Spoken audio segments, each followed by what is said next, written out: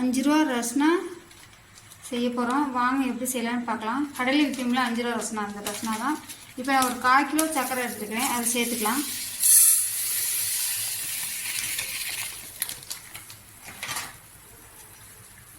சர்க்கரை முழுகிற அளவுக்கு தண்ணி ஊற்றி சேர்த்துக்கலாம்.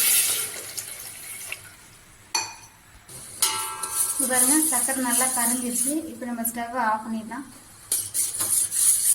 பாருங்க, ரஸ்னா பாக்கெட்டு இது மாதிரி கடையில் கிடைக்கும். நம்ம 1 ஸ்பூன் சேர்த்துக்கலாம் இந்த லிக்யூடை.